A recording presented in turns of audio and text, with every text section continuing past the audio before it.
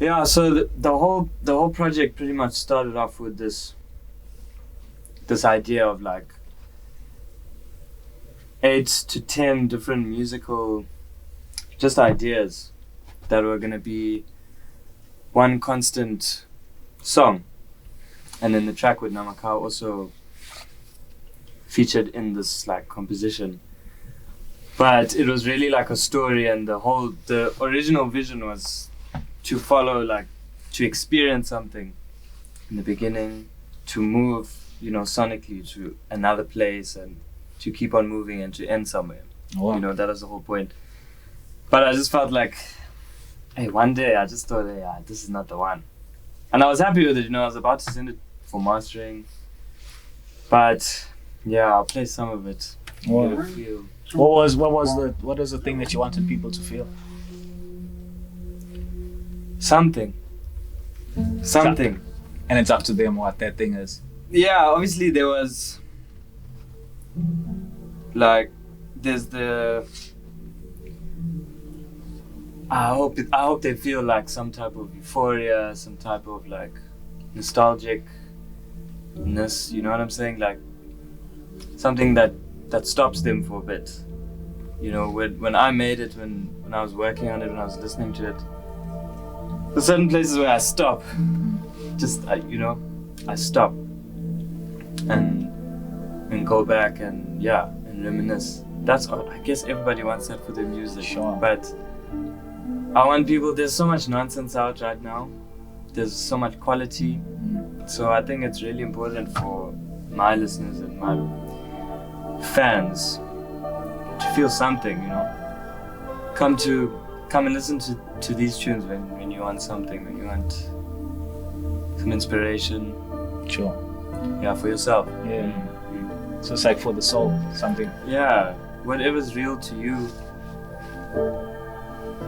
It won't be the same real for me, it won't be the same real for another person, but hopefully it all comes from the same place, you know what I mean?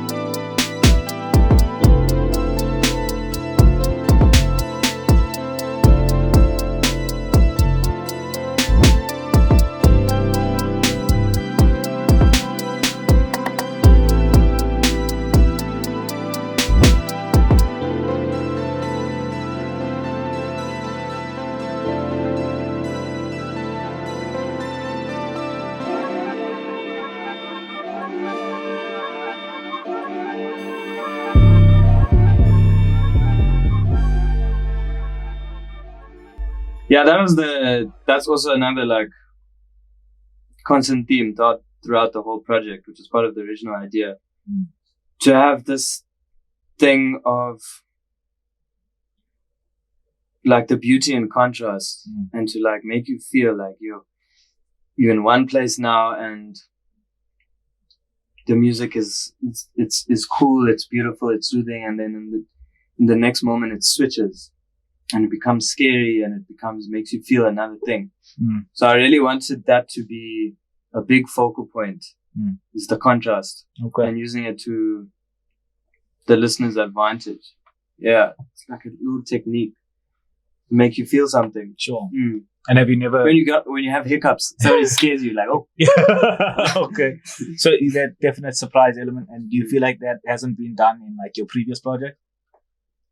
I think it's a big part of my sound. Yeah. Because I love beautiful build-ups and nasty drops. I love it. But here I was more intentional with things. And that was something that I didn't like in the original project, that it has too in your face. And like, I mean, there's a lot of artistic decisions made in the music.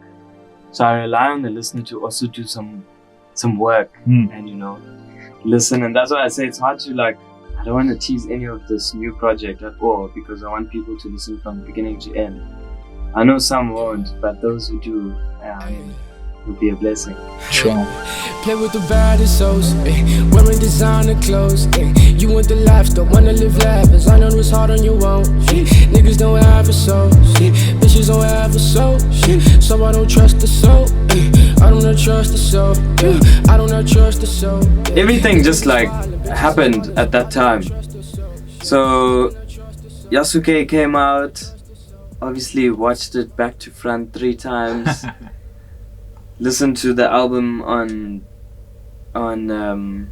Apple Music like multiple times, but it wasn't like, oh okay, I'm gonna do that.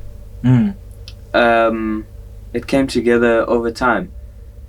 I started playing this game, Ghost, if you know, PS4. No. It's a samurai game, and I drew a lot of the concept of the idea of music that I was working on. I drew a lot of the inspiration from the game and a bit of Yasuke, I guess. But Flying Lotus is like, he's up there in my like family tree of sound. You know what I'm saying? You think of artists who make you, yeah, way up there. With the game, you're a samurai, no? Ghost, you're a samurai and you live a samurai life. And there were these little things that I was picking up on, like the title Poet's Heart Killer, you know, is inspired by the game, let me say, because there's this thing with samurais, there's like a purity of how the samurai way is. It's just purity, like they can take your life, they can outfight you and, you know, chop your head off your body. But there's honor and integrity in it. There's this thing of samurais don't kill from behind. They must look at you. And it's like that concept matched the concept of the music. And when I speak of contrast and the beauty in that contrast, is that how does that make sense? If you can take a life but still be a goodo. You know what I'm saying? And those types of things interested me and like sparked these sonic ideas. Yeah, so that was definitely, and I used the samurai. Yeah, I call him Samurai JD. I used that as the platform for the narrative. So, you know, a samurai and the like fighting and killing, and that doesn't have anything to do with the music. And being a samurai doesn't have anything to do with the music, but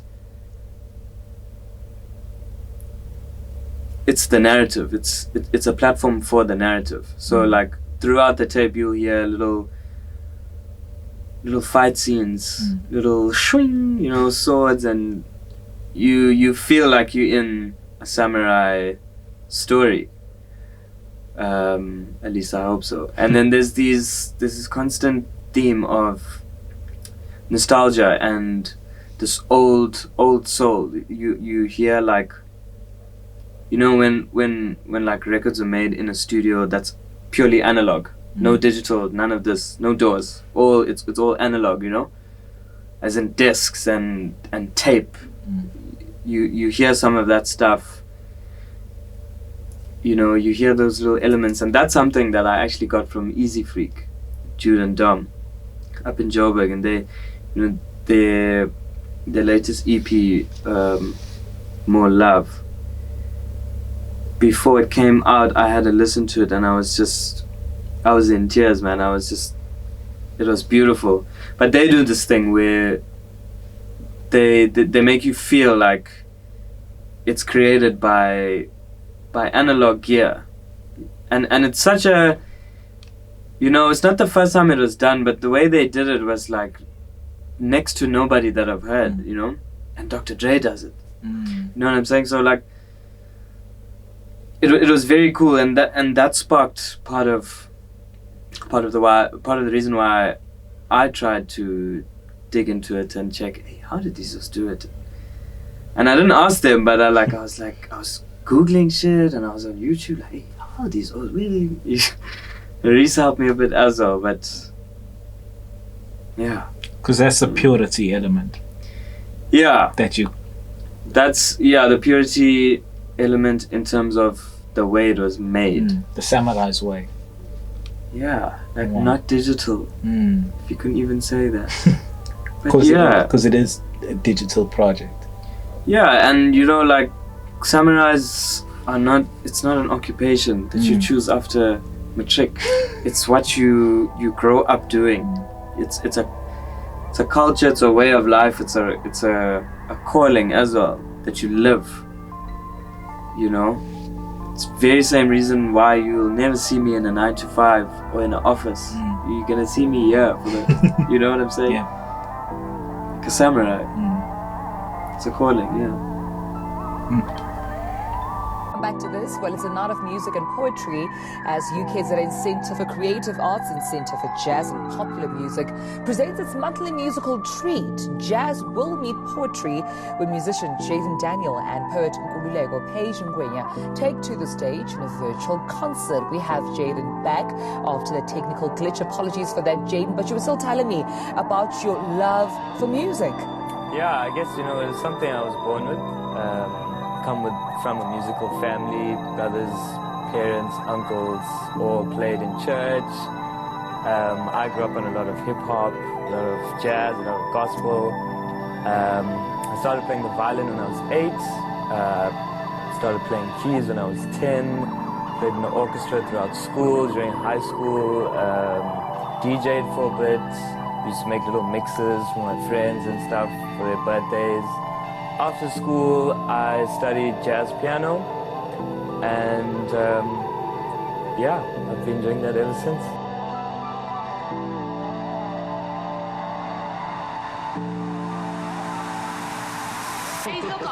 I got a surprise for you. Oh, yeah?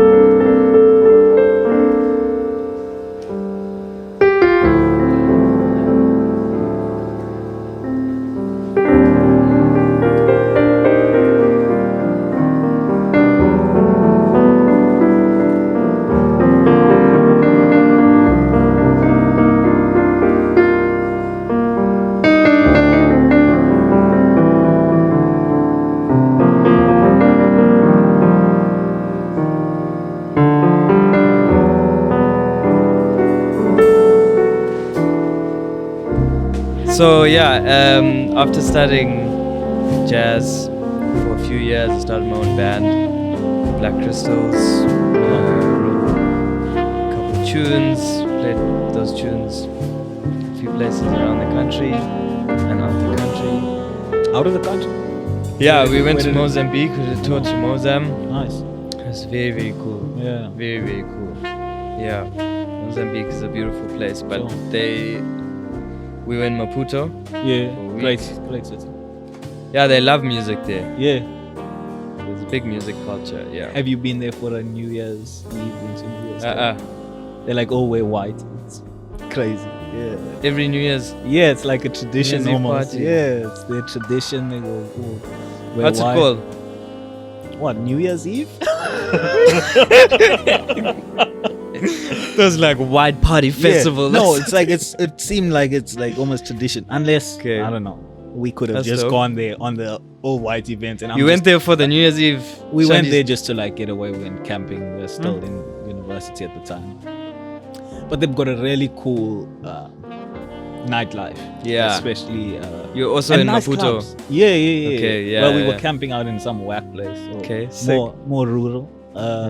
But when we came through to Maputo and for New Year's Eve, it was you can rival any city.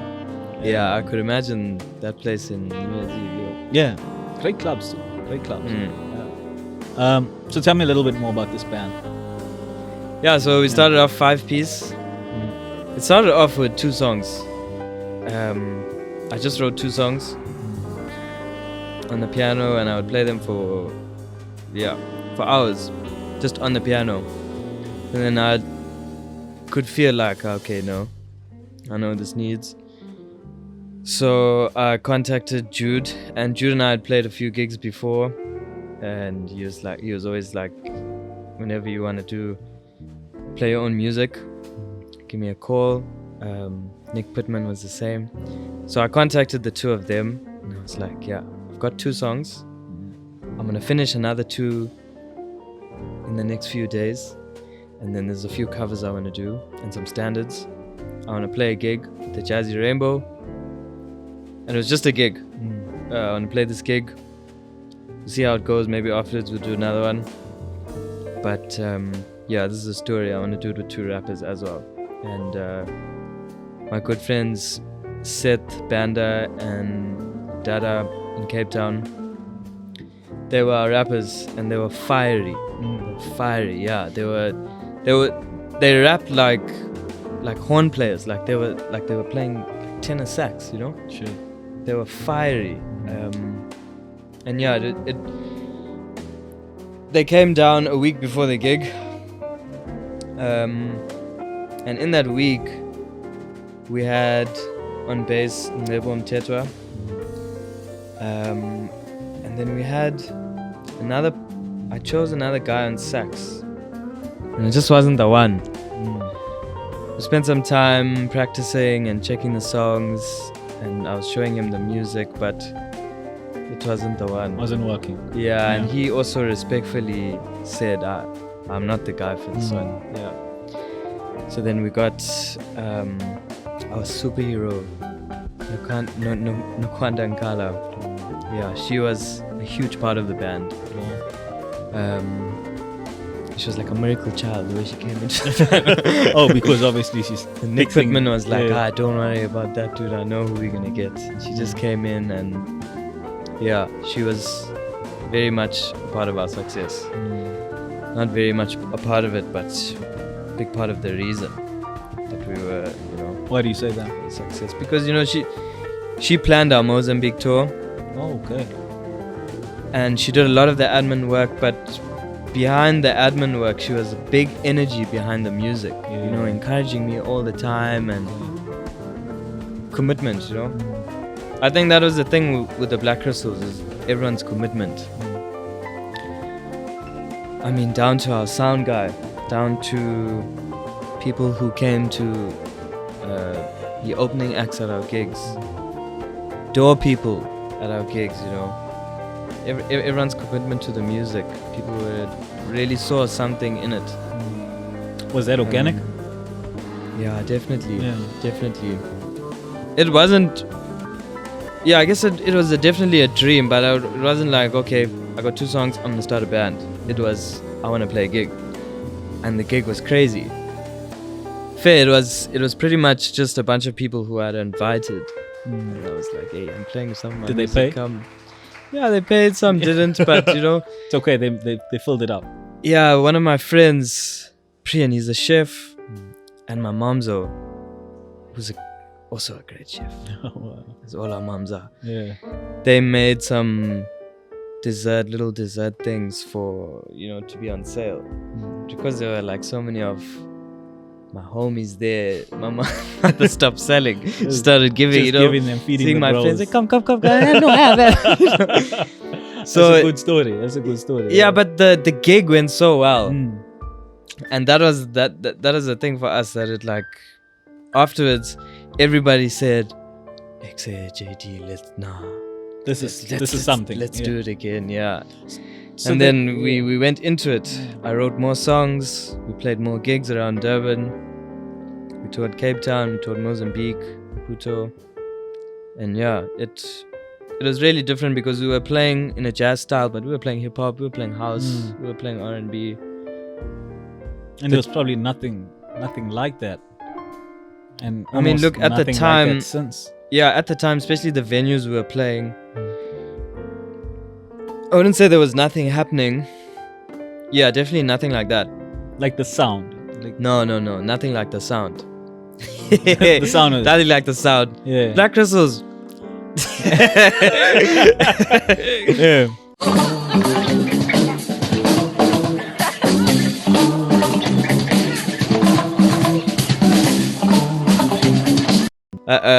Special individuals playing real music. So, But there were, like the jazz scene was like dying. And it was like, I won't say old, the elder guys, the senior guys were playing. The older cats, they were playing those gigs. And we were just there on campus, so sometimes we were playing these gigs with them. So that's how I met Oliver. I was playing another gig with another homie, and I met Oliver. He used to run the Jazzy Rainbow, and we became very, very close. He had a lot of faith in the band. He saw a lot in us. He always gave me a chance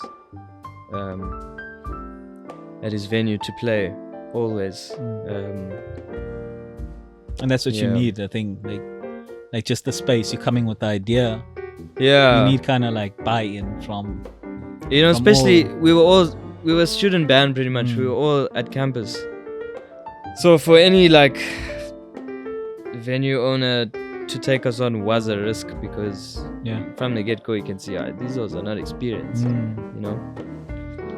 but he saw me play once, and he saw Jude a few times, and I think Nick and Nakwanda before we played there as a group. And he really saw value in what we did, and always gave. We ended up playing there like once a month. And I mean, we brought people in for him, but he did a lot more for us. Is it? But, just giving us that platform. Yeah, of course. Yeah, stage time is everything, right? Yeah. And it probably like opened his facility into a younger market as well. I like to think a lot of the other dudes on campus during that year and years after check like, hey, these are playing there. And we did see that people starting bands and those our age are playing at same venues. I'm not gonna say I started shit, but it was nice to see that people are thinking the same as us. Who cares about copying whatever, but it's nice to see young O's be like, I can play jazz there. It's my city. I can play there. It's Morningside. I can play there. It's cool. And Oliver was great for that. He didn't do that only for me. He did that for a lot of O's. Yeah. So Oliver's really great for that. We lost him last year. He's very sad. Yeah. And man, Oliver, he was a really, really special person. He had a lot of dreams. He had a big vision for Durban. Yeah, absolutely. And all of us, he really invested. Yeah, all of us young cats, young jazz cats. Yeah. So what year were you in when you started this band? Second year. So you meet most of these people during your time at the university? During foundation, which is like first year. First year, right? First year for... Yeah. And that's the year where you see, okay. Yeah. This is for me or this is not for me. Okay. And throughout that year, there's a lot of practical stuff. So we all play together, all your students. I mean, I always say I'm lucky that in my year, there was a special group of musos. Special group. Something about that group. Yeah. Like... Special, that whole year. Hey, I can start mentioning names, but it's a special group. Okay. And we fed off each other. Not in a negative way, I assume. No, not at all. Were you trying to like... Competition's healthy, of yeah, course. there was that thing of like, okay, if you're a pianist, trying to be the best pianist. Absolutely. If you're a guitarist, trying to be the best guitarist on campus at least. But it's healthy. Yeah. Because you need that, right? You need people to kind of like... Yeah. spur you along. It can make you better. Just Yeah, I guess like anything, it can get unhealthy. Yeah, absolutely. I didn't see that, but And why the name the Black Crystals? Where did that come from?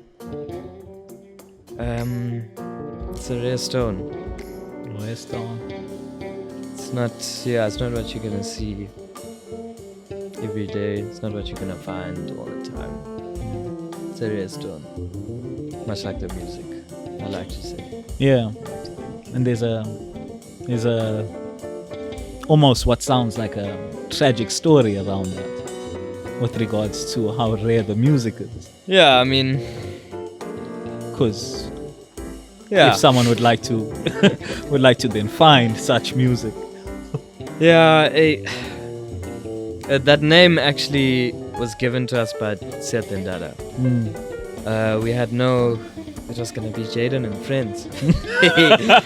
But I'm happy that you settled on the Black Crystals.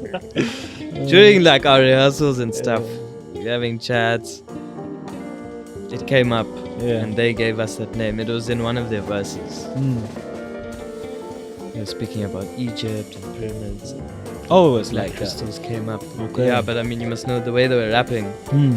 They would write 3 lines and go for 65, you know? Oh. Yeah. Crazy. Yeah. Very fiery rappers. Yeah. So what happened to the band? I mean, I think just time. You know, like we were 9-piece. 9. Yeah, 9 members of a band. It's a big band. It's a lot of moving parts. Yeah, it's not your. You know what I'm saying? It's not a trio or whatever. We grew up. We grew into new situations. We grew into all of us. Every single one of us grew into a new space. And one by one, well, it was like 3 members who left, and then I could see, okay. I tried to replace none of them. None, because as you were saying, this is a special. That's why we're not doing the things anymore. Special but group. We tried. We got new musos. We got new this, that. It wasn't the same. It was cool. We were nice. But that's not the Black Crystals. It's not the sound of the Black Crystals. Nice, yeah. We were in your face. We were all over the place. We were traveling stage, yeah. It was crazy. So is there if someone wants to see the vibe that was the Black Crystals? Yeah, there's some videos on YouTube, but there might be a live recording of one of our rehearsals on the Black Crystal page, and maybe deep down my archives. But yeah. But the music itself, there was no recorded sessions. It was not recorded, it was not written.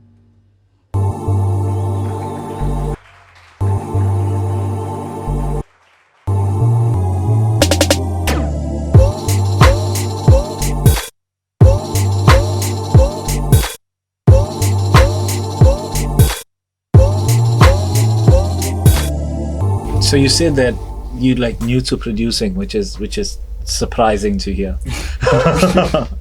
That definitely comes as a shock. Yeah, I mean, I'm a pianist by trade, you know. Yeah, after matric, I went to jazz school. I studied jazz piano, performance, and I became a jazz pianist. That's me. That's my trade. That's my first love. My first anything that I go by, you know. Musically, at least. Yeah, in life. Yeah, wow, I'm a performer. That's what I am. deep. I'm a performer. I'm an entertainer. That's what I am. Production came next when I realized. When was that? Roundabout when production started for you? It would be in 2016. Because some of my homies on campus had cool gear, and you know, like after campus, it started off weekly. We would go to One Brass Posy, we set up studio things, we're graphing, making things, and I'm learning on GarageBand, you know, which is very similar to Logic. And that's where it started, making things on GarageBand. and fiddling to a certain point where I'm like, oh, okay, this would be nice. Let me throw this on SoundCloud so I can listen to it. You know. And that's how it started. Yeah. So about 2016, but that was on some of my friends' equipment, and you know, my ex at the time that I was dating, she had a cool controller. Bali had all the gear and keyboards, and so yeah, I was lucky enough to be able to use that stuff. But eventually, I had to get my own gear, and when I got my own gear and spent my own time, because I feel like, you know, when you graph with your bros, you sometimes you're not using your own time, your own work time. You know what I'm saying? You vibing. Yeah. It's almost like you're hanging out. And yeah, it's a by the way thing. But when you have your own equipment, you know what to do, you know how to use things. You're in the shop, you know. In the shop. Yeah. What was your first track that is it still up on SoundCloud? The first upload, or have you like removed some of the stuff that you? The first one. Yeah, no, it's still there. It's still there. Yeah, still What's there. it called? It's called Ethereal. Okay. And it's you went big with the name, huh? Yeah. First drop.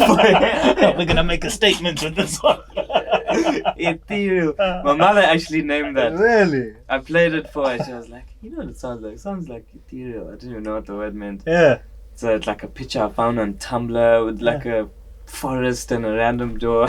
You know what's crazy? When I was listening to the project that you're doing now, the project that you're about to push out, that's definitely one of the descriptive words I used for where you are right now with that project. Oh yeah. I felt it as like extremely ethereal. Ethereal, yeah.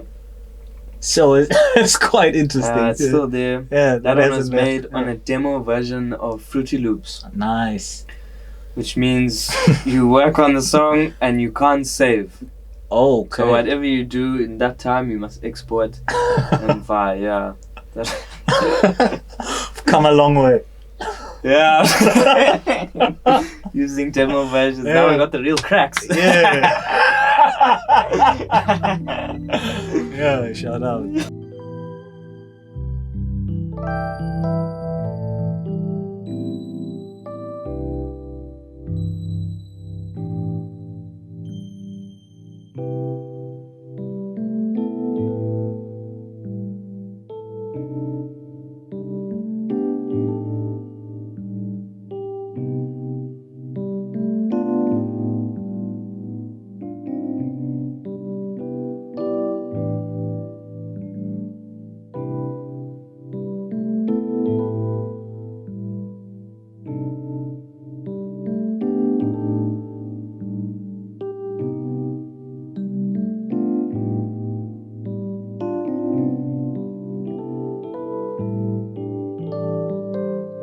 There's this thing I've noticed, and we're gonna get a bit closer to the project that you've released now. The reason almost for this conversation.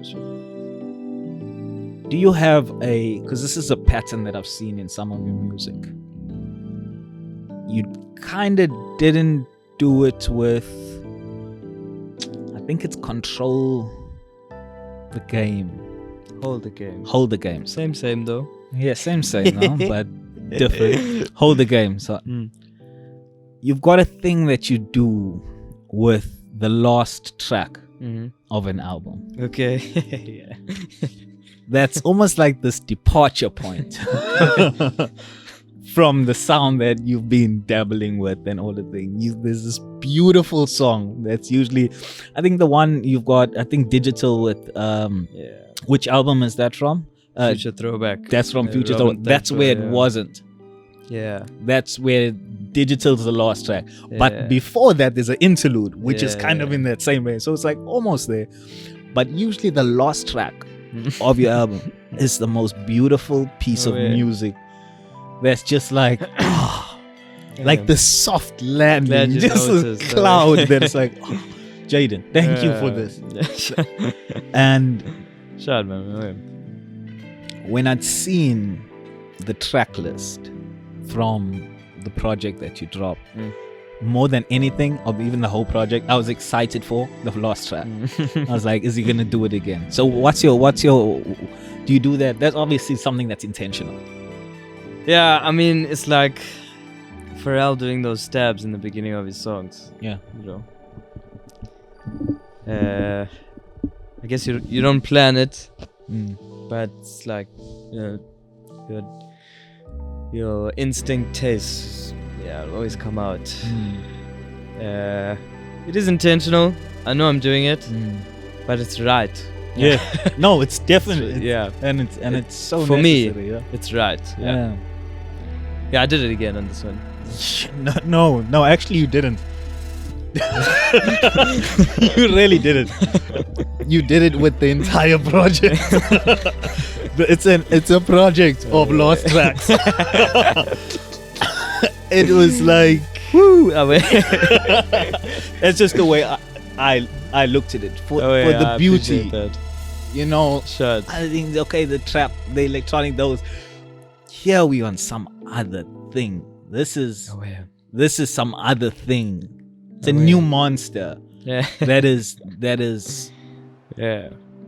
What would you say is different between you, Jaedon EP, and Jaedon album?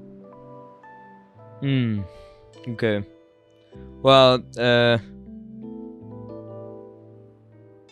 yeah. Killing me, Reece. Okay, yeah. So it's a longer body, ofs, but okay. So I was a little more. I wasn't as experienced in music creation for the first album. So I think the next time I do an album, it'll be a new benchmark. That was just for me. That album was me saying, oh, I'm here, you know? I'm an artist, I'm not just a pianist to play at y'all's weddings. I'm a music maker. This is what I do. And I think that my music can move people.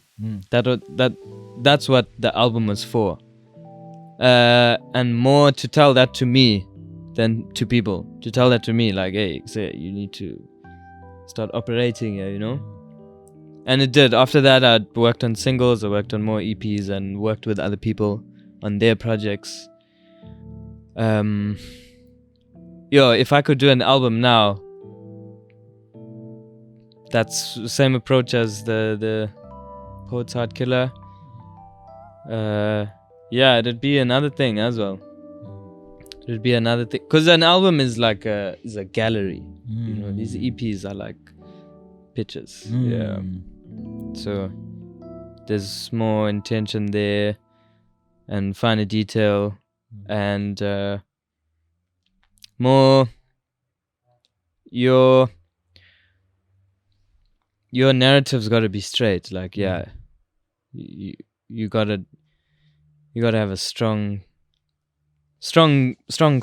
It's like a spine in an album. That's what makes an album an album, and an EP an EP. So an EP can be a compilation, but an album is a body of work. It's got a spine, it's got arms and legs. You know what I'm saying?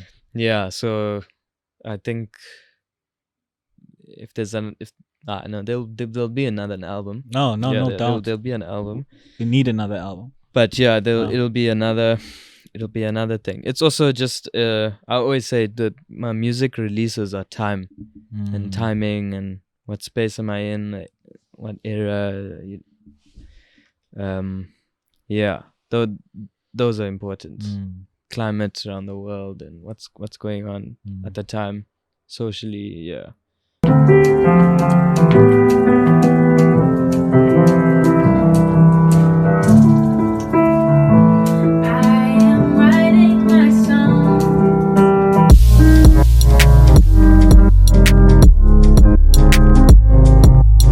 My favorite artists, I see them, the way they move, the way they do things.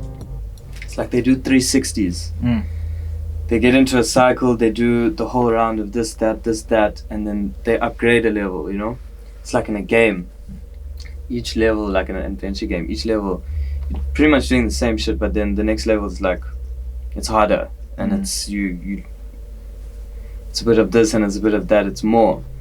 So with this I felt like this is how I started making music on GarageBand, chopping little clips on YouTube, putting it there and messing around, and then coming up with a piece of art, and then I put it on SoundCloud.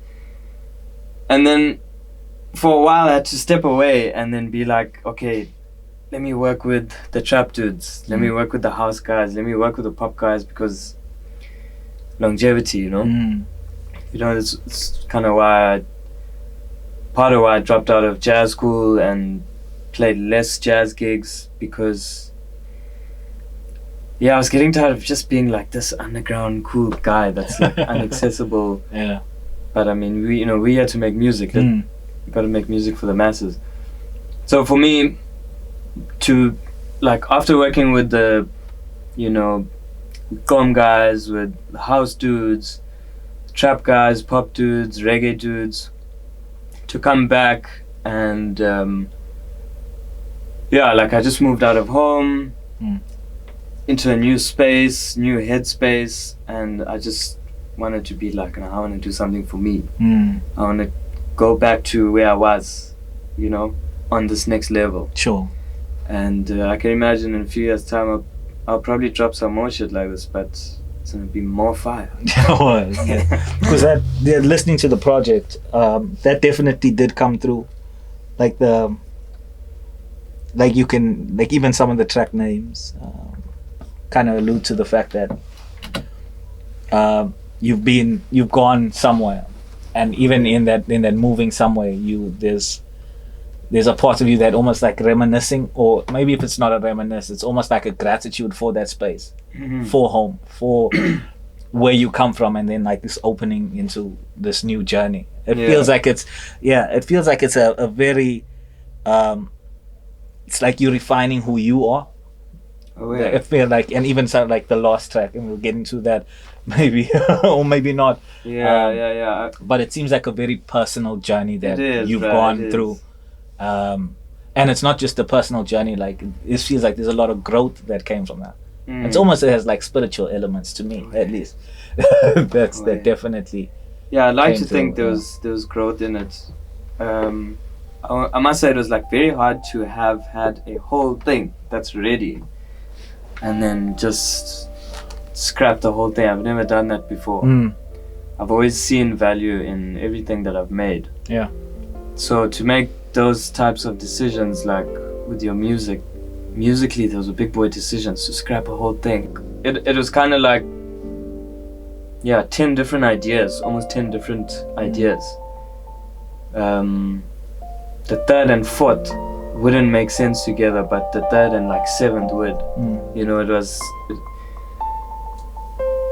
was cool, and it was the first stage of what people can hear, of what the project ended up being. So damn.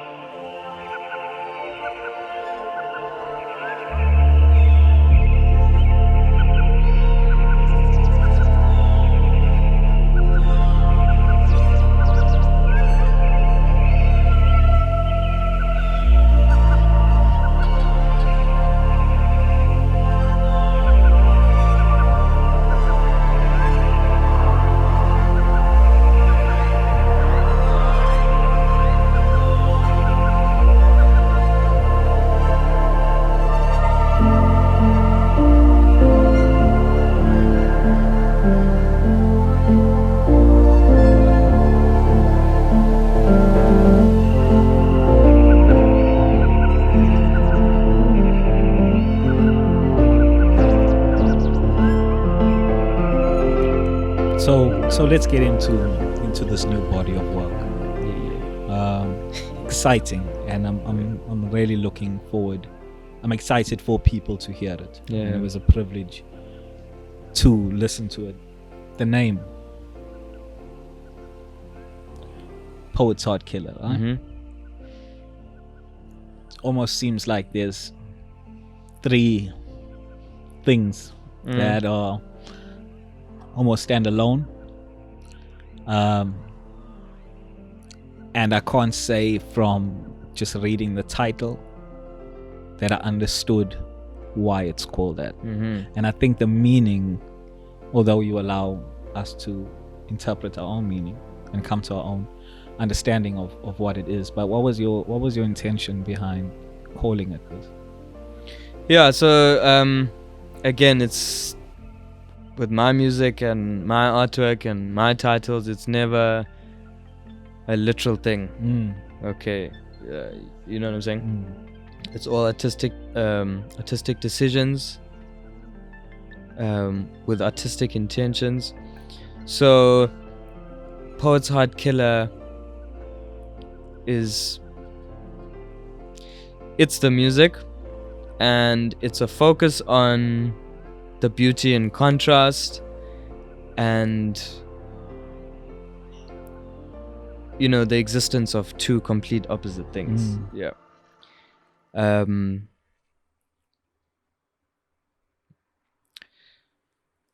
The character that's on the artwork Sure. looks like me, sure, but that's Samurai JD. That dude is the music, he's the image of the music. He's what it looks and feels like. He's the Poet's Heart Killer. Poet's Heart Killer itself is, what I was explaining earlier about the samurais. And throughout putting this concept together, I kept on thinking of like a dude like killing a person with a blade and dropping a beautiful red rose. It's like those types of pictures. That's just like, I always break it down to, how can you kill somebody and still be a topo? It's an artistic. It's a picture. It's an image. It's an idea. It's a living idea. Yeah, and that's what I hope people. I hope it makes sense for them when they hear it. Or I hope it doesn't make sense for them. Yeah. But yeah, that's really it. It's the whole samurai thing and the whole Poet's Heart Killer thing is it's the front. Yeah, it's the front. Yeah. Well, yeah. So you've almost taken on an identity for this project. Yeah. Kung Fu JD. Samurai. I was, why? When you said it, I was thinking Kung Fu Kenny. Yeah. Because Kendrick did that with, is that Down? You did that with Down. Yeah, before it was Cornrow Kenny. Before it was Cornrow Kenny. Yeah. Which is good to almost like remove yourself from whatever it is so that you can just... But they're necessary, you see, because it's those little sparks that give you that thing, Yeah. I'm sure when he was working on To Pimp a Butterfly, he was Cornrow Kenny. That put him in another thing. Like, he was allowed to not be Kendrick anymore. Sure. When he was Kung Fu Kenny, like, he's working on Damn. It doesn't have to be anybody else, but, similar. Yeah. Because you're allowed to immerse that character in that thing. Just that thing. Not anything else that's not. Yeah, but opposed we were watching moment. samurai things, was watching samurai movies. I was playing like samurai games. It's not just found this picture on Pinterest, you know what I'm saying? Like, and maybe I didn't do it enough. Why do you say that? But that's, well, I don't think so, but I'll be doing it more. I like this approach of working on a project where it's, that's the Kanye thing, like getting it. you know, it's like Tyler. You get an album and you get a person with it. You get a new character. Yeah. Just allows you to go deeper into that thing. And I see that in the music. That's becoming, I mean, even Beyonce, you know. The Sasha Fierce element. The Sasha Fierce, but I'm thinking more the Lion King thing. Like that's a whole, that's a platform for that music, you know. She can't release that music without on Sasha Fierce or no, definitely not. You know what I'm saying? Definitely not. Yeah. So they're creative fronts, you know. We make these realities up because we want the music to make sense, and yeah. Okay, so you had the idea for this project, and we got into that in studio. You had it and scrapped it, changed pretty much everything about it, or is there still some things that you've kept? The song featuring Namakau was there as it is now. No, it was different, slightly different. Yeah, it transitioned into the piece different. Well, now it doesn't transition at all, but there were different elements. Yeah, and there were a lot more mixed down sessions that happened. Yeah. When I scrapped it, yeah. Yeah. So at that moment of scrapping it, you knew you're doing it for the right reason. And you said that that's something that you've never done before, because it's always, you feel like there's something valuable. Yeah. Like I would have keep. A few years ago, I probably would have just put it on SoundCloud and then started again. But I specifically didn't want anybody to hear it. Not this one. Yeah, the one I scratched. Oh, the scratch. Yeah. Because you wanted to make it properly. Yeah. Yeah. And that for me was like a blueprint to what we have now. Sure. It wasn't the one, that one. Yeah. But it was needed. Yeah, it was necessary for the process. So it taught you something like beyond just making music. It also taught you something on how to.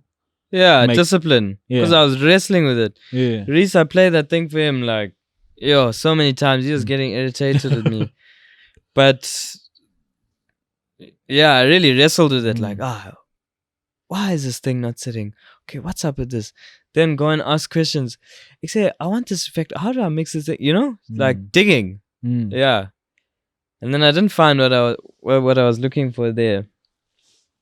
And one day I was like, I'm gonna start again. And I did, and it worked. Yeah. Sure. It was like training. Yeah. And you were saying when we were in studio that you had the space and availability to do that, where you can create it in your time. You have your regiment. This is where I wake up, I do it, and so now we have this beautiful project, which I want to get into. And as I said, it's like a EP of lost songs, in your style of lost song. And what I mean by that, for people who may not have or may not understand, that is, you've created a new world on me listening with this piece, that you can hear it, that this is a deeply personal body of work. It's melodic. It's so light, and it's literally, if you just close your eyes, you transport it. It takes you somewhere. It's very intentional with its design, and this for me is like a beauty of an EP, because it's not an album. It's this, like, it's probably like heroin, I say. Although I have no idea. Me too. What that's Can't like. understand. Yeah, but you're just getting this. It's like these 10 minutes of almost an outer body experience. Oh, yeah. Where it's not even about you as the artist anymore. Oh, yeah. It's like I'm wrestling with my own stuff. Sure. It's making me feel my own thing. Yo. And But that's it, yeah. And in 4 that's tracks, it. was there a reason behind 4 tracks specifically?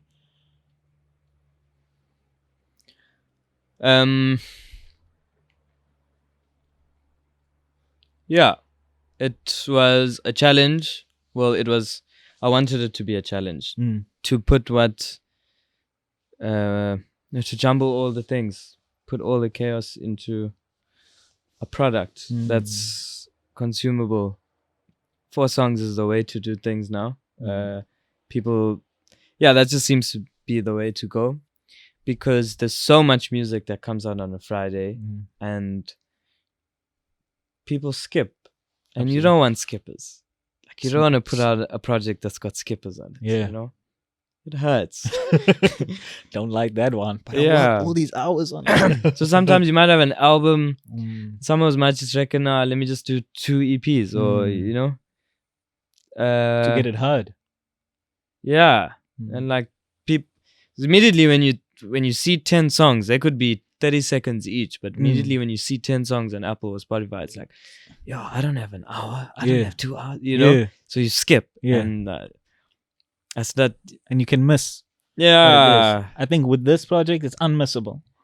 Yeah, I mean, if you give it those 10 minutes. I hope the first song needs to catch you, you know, in that project. So it's not what I went for, but I felt like that was the song. Yeah, that was gonna do it. So track 1, we almost introduced to the character, if you will. We hear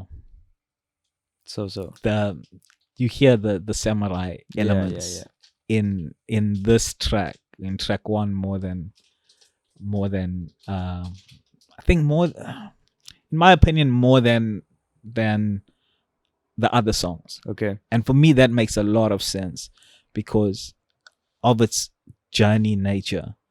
Here is our protagonist, and then the rest, we on this journey with him. We know who he is. We or she, for that matter, right? So take me through the making of track 1 specifically, and I'm just blanking on the first name. You know, listening with the lights off. Listening with the lights off. Yeah. Off. Listening with the lights off. And that's a great way to consume this album, by the way. Yeah. That was obviously intention. And I'm like, yeah, you should do that. Disclaimer. Listen to this. It's a disclaimer. Yeah. It's a disclaimer. It says, it's supposed to say, cool off. Yeah. Relax and chill now. Yeah. It's supposed to be like, okay, just wait, just relax, put the lights off, keep quiet, close your eyes. Meditate. Let's go, yeah. And that groove, it's meditative. It really meditatory, which ties in nicely with the samurai aesthetic of it. Yeah, it's like, I think sometimes we think samurai is like preparing for war. Yeah, but it's not. Almost like a peacetime. Yeah, it's like maybe post-war. Yeah, there's spirituality involved, and you need to find place of serenity, and you know, you have to drop to something. You know, we live a lot of stress and a lot of this and that and nonsense. Yeah, and especially now, we need time to just drop at something, drop at anything, you know, drop at God, drop at music, drop at family, you know, humble ourselves and it's not, this music is not like a great discovery of, you know, teaching, you know, it's not that, it's just, you know what I'm saying? These are the thoughts behind it. Yeah. I don't know. I think I differ slightly. Okay. I think so many times when you listen to music, you almost listen to it for, like, I want you to make me feel happy, you know, make me dance, make me, like, I want to hear the bars. I want to. This music is so deep in the feels. That's not that. Yeah. That it does. It did. In effect, it did act like a teacher to me. Oh wow! Because it, and I do listen to this type of music. So and even like the lo-fi that comes in a little bit, you know. It's nice to listen to something where you can just turn off. Yeah. And start listening to like that, the soul element. That's how I like to listen to music. Yeah. You know? Especially when you like at home, like ouch. I understand the need for the turn up. I understand it completely. But this is definitely something different.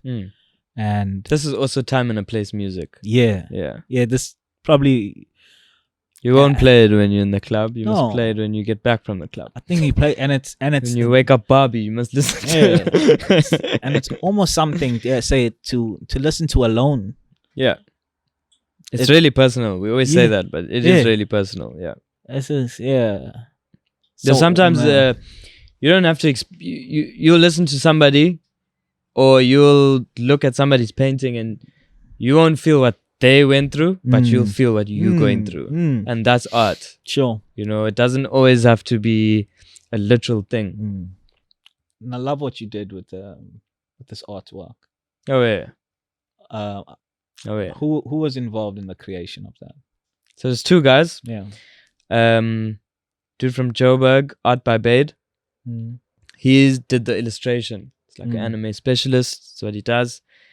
And so he did the illustration. Then my guy, Maro Visuals, also from Joburg, he made an artwork. And yeah, he did the finer things, the editing, the track list as well. Yeah. The illustration was the important one for me, yeah. They were both vital to the whole vision. Sure. And it took time, you know, it took longer than the music. No, Yeah, really? the music was done and there was no artwork. Yeah. It was long. How involved were you in that process? Yo, very. Is that something you've normally been? Yeah, always. Unless you're JB, who did the card, hold the game. He did the card. Yeah. Guys like JB, you just sit back and you just say, wow, I want it to look sick. Done. That's all I needed. Yeah, but otherwise I'm very, very involved. Yeah. The project with Backrow, I did that artwork myself. We had a photo shoot.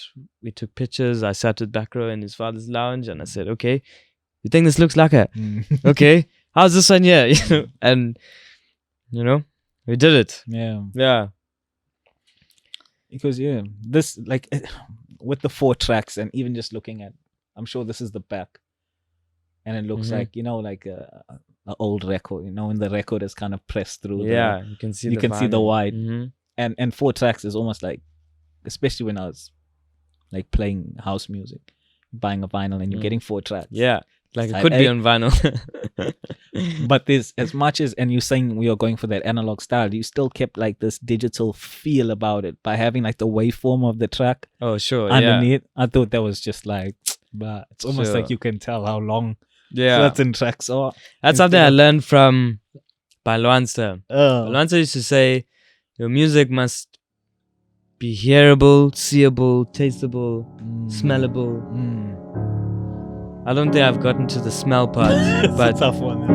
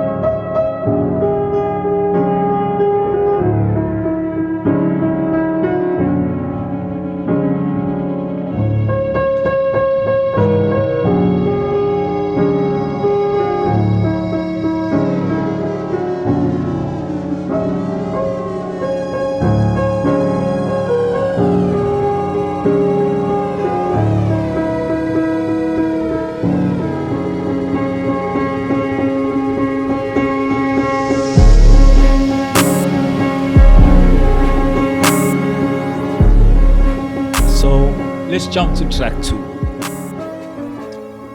Track 2 almost comes out of nowhere with the vocal, and it's a really beautiful song.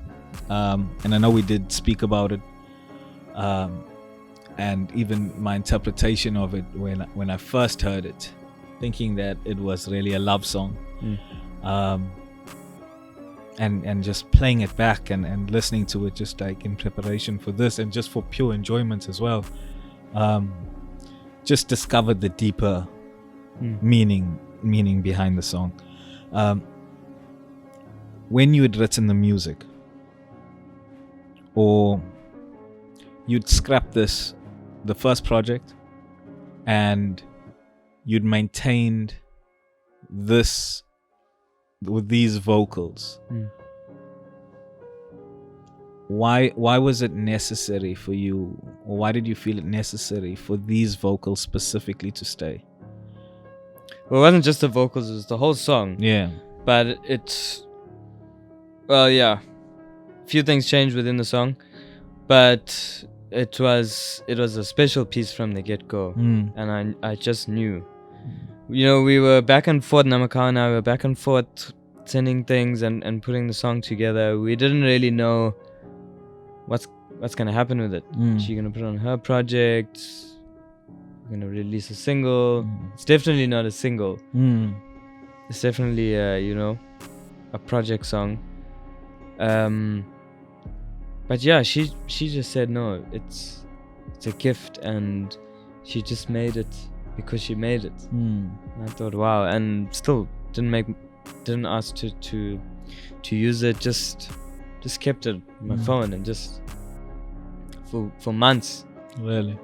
Yeah, and that one is just an exception. It's just a special song, and I knew the next body of work that I put out, that song has got to be there. It means a little more to me, and yeah, the time that it came up. Yeah. So the project wasn't in mind when you made that song? Yeah, I mean, that song, like, nothing was in mind, you know. It was the time, like, I wrote, came up with the structure of the song, and whatever I recorded, I did it in my lounge. I was wearing a mask. Our house was in quarantine at the time, some of my dad was positive, my brothers were positive, and it was cruel in the house. And the song came through, that time. I remember recording it on a MIDI controller on the lounge table, where we were sleeping in the lounge, and that just goes back to the whole constant theme of contrast, that in like the worst time ever, a beautiful song came out. Yeah. It was like Rose in the Thorns. So yeah, that's home. Yeah, there's this thing, like, there's a golden thread that ties everything together. It links, and we might not be able to see it at the time. And I think there's definitely seeming to be a very strong element that's obviously personal to you, but it's also something that the energy that binds this whole project together. And it's very evident. And I think that song is probably the only song with really singing vocals. And I mean, that song doesn't need to stand out anymore, but the fact that it's the only one that's just these sounds and these honest vocals, it really just emphasizes that there's something so much deeper to this project than I've heard in music in a while. I think we artists try to always be authentic, and this is really, like, it's in your face. It's bold, it's brazen. And the fact that in that confusion, in that case, when things are not seeming to be going well, there's this thing that happened. There's a song that was made that that cannot be replaced. If you try to write another piece of music or do another song, it's not gonna fit in there as the project stands like this. So it's a really special moment, just for its beauty and even for the narrative home. You know, I say it's like Samurai's journey, like coming from war. And you there and you home, and it's, and home is not like, okay, yeah, home is happy, but there's also hurt at home. There's a lot of stuff, and I think that song embodies it all. But it's hopeful. There's definitely a lot of hope and knowing yourself. I said earlier, it's like the song is like being sung to a mirror. You know, you're talking into your own spirit and your own soul. So it really just blew me away. Hearing the song and just its arrangement was really outstanding. Wow. So I really appreciated that. And then if like the tracks, like if you know, it's Home, and then the next track is Reservoir Hills, which is effectively was home or is home. It's always my home. It'll always be home. Yeah. So tell me about the creation of that track. Yeah, simply because I left home and I wanted to pay homage to the town that I believe made me. Again, there's not much literal things going on. It's an artistic representation. One thing that I did use, so growing up when we were young, and we used to go to my grandparents' house, which my family's living in now. We would, on a Sunday, you know, the Shembe followers, they'd play this drum. So opposite our house was like a big grounds. Yeah. Halpin Avenue grounds. And they'll have the, you know, the Shembe session vibe things on Sundays. But that groove that they used to play was the same groove every single Sunday for like more than 40 years. Like with those two things on the side. So that's a lot of, you know, when I think of Reservoir Hills, think of home, I think of the Shembe drums. So at the end you hear a little recording of a Sunday from my house, the recording of, it's like a phone recording of them going. You don't really hear it, but I'm hoping you feel it. Yeah. Sure. I always thought there was something so beautiful about those Sunday things. Yeah, they would just sit around, you know, in the circle and sing. And I don't know too much about the culture, but appreciate those things. Yeah, it's the spiritual element, I guess. You know, transcends like how we communicate. It's just like something that you feel and it's evident. And I love that, like, because I interpreted it like a very lo-fi kind of sound, and just a beautiful listening to it. It's also one of the shorter songs. Yeah, it's almost like this, I guess, like an interlude, but it stands on its own. It's almost like a skit. Yeah, you know, these hip hop albums just have skits. Yeah, it's this like, because you needed a break after track 2. It almost kind of like not necessarily a break, no, like a palate cleanser, like a release. No, because you go the track goes in track 2 is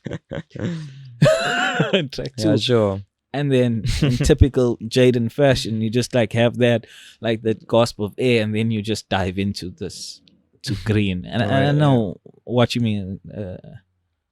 Is it green from the blue? Yeah. From the blue tape? From the blue series. From the blue series. The blue series was just a concept that I had based on Pablo Picasso's blue period. It was like 3 years of his career that he just painted in shades of blue.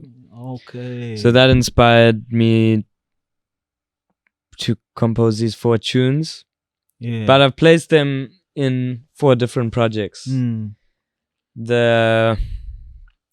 I thought, I got 4 songs. I'm going to make a project with 4 songs. But it didn't work like that. So the project I did with Objects in the Mirror. The back row, you have Blue, which is the last song there. That's Beautiful the first song. Yeah. Beautiful song. It's the first song from the Blue series, and then this would be the second one, Green. Yeah. And I'm sure the other two will find itself in some projects. Cool. Mine or others. But that's the Blue series, those 4 songs. Okay. And yeah. They're not together, but Sure, they're together. But they're together. Yeah. It's a thread. Yeah. Okay. So you like... They were written with the same guidelines. Okay. But needed to be in different spaces. Yeah. Yeah. It's a thing tying them together. Cool. It's like a marker on there. Cool. And then... No, one brother will move to Joburg, the other brother will move to Cape Town. Yeah, sure. It's a vibe. So where they live. Yeah. So track 4, the Green from the Blue series, starts with somebody speaking. I'm not sure who that person is. Speaking about like nature, and I think it's, I want to say, like a divine something. Racial? Is it divine racial? No. Yeah.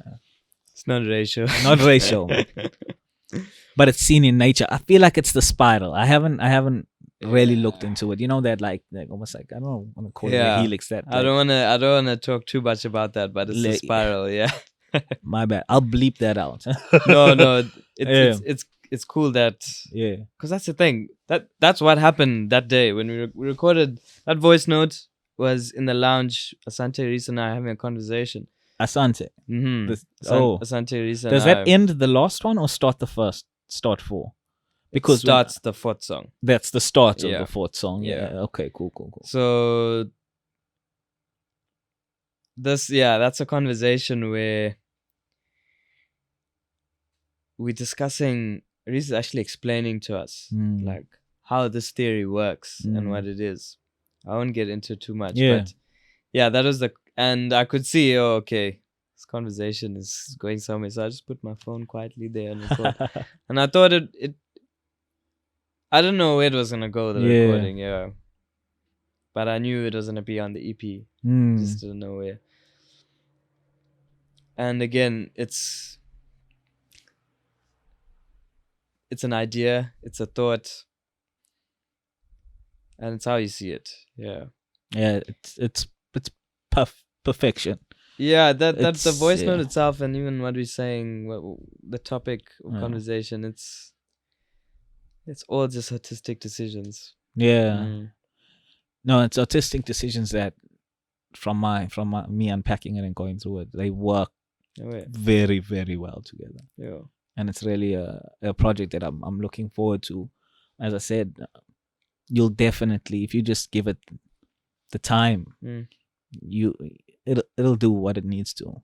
Yeah, I'm very confident. I have faith in it as well. Yeah, and it's a proud moment. So if someone can, I know, if someone can take anything away from listening to this, what would your desire be? In the best case scenario. I mean, I don't expect it to teach anything to anybody. But yeah, it's a start of a new chapter. Definitely for me, creatively and situation wise, it's just all new. It's a beginning. So if there's anything that I really want listeners to take home with them, I don't know. There's a lot more to come. Yeah. I'm getting I'm getting cozy where I am and with who I am. And that's good for the music. Yeah, I'm gonna be my music is gonna, things will flow a lot better now.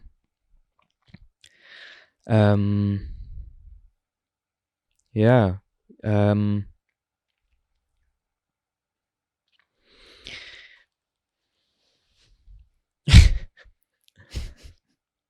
I don't want anybody to think anything afterwards. Yeah, I don't want anybody to take anything from it. I want it to just be an experience. So it must be looking at like a painting in a gallery, few minutes. Okay, sure, wow, and then you move on. You know, there's I'm really in a space now where I'm tapping for the next thing. Within me, and yeah, I've always pushed myself like I'm a piano player. You know, that's who I am. That's what I do. I'm a pianist. But I push myself like I'm a rapper, you know, and I will always see myself like that. Yeah, there's a lot more. I'm working with a lot of cool artists. Been working a bit on Lag's album, and I saw that. Yeah, him and I have been doing some cool stuff for some other artists. So yeah, there's 2 artists that I'm working with right now simultaneously. We're working on 3 different projects at the same time, and things are really coming together. So there's that, there's this, there's that, and there's this. If there's anything that I'd want people to know is that I'm cozy now. So I'm gonna be making tracks. There's a lot of projects in motion. There's a lot of things going on. Glad to have everybody. Jaedon Daniel, thank you, sir. It's been an absolute pleasure. Bless, fam. Appreciate it. You know exactly the situations each one of us face. You know what's struggles are much isolation. We ask for your mercy. Please protect keep us safe until this time. Allow us to protect the lives that you give us. Protection. The stress and anxiety that is our bodies. To give us darkness and give us courage and guidance. See us with and know that you are God. Protect our friends and families.